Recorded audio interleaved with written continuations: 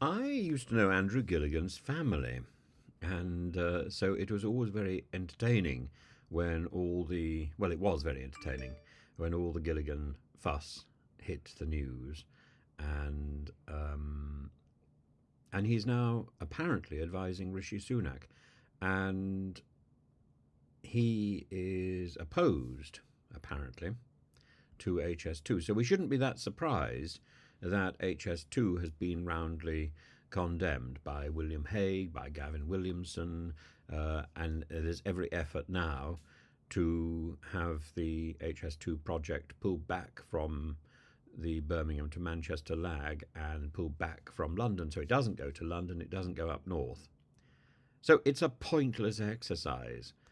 So rather than whispering in Rishi Sunak's ear, rather than telling us that City Hall was opposed to the Gilligan appointment and that Gilligan is responsible, why not just simply accept that the HS2 experiment was wrong, that we can't roll back the forced procurement and the homes, the lives, the farms, the rural landscape that has been destroyed because of the HS2 vanity project, but we can, for example, use that line to lay cabling, and we can use the money to improve the rail service and to improve the rail network across the board, both in the south and in the north. And if we think about doing something like HS2 in the future, and we've got more interesting and more dynamic, more cutting edge technology, well, then we should start in the north and move down south rather than the other way around. This is patronising and London-centric absurdity. But yeah, I think it's very entertaining. It's very entertaining to see all these people coming together. Whereas in the past, only in 2016, they were all so utterly enthusiastic about HS2 in a mad way, even when we knew that HS2 was a vanity project.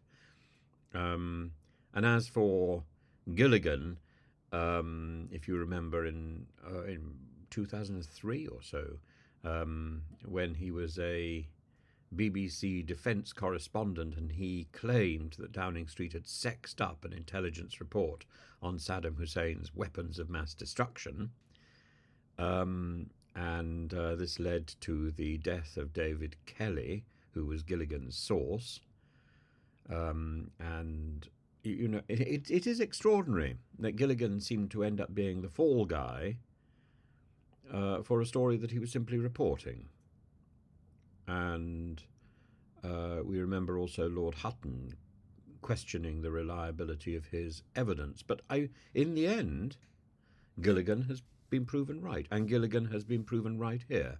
HS2 was a disaster, as much as it has the word disaster almost written on it, on its plan, rather like Suella Braverman and Liz Truss have the word disaster etched across their forehead. You know that funny game where you put somebody's name or something on your forehead and you run around the place saying, "What am I? You are disaster, madam."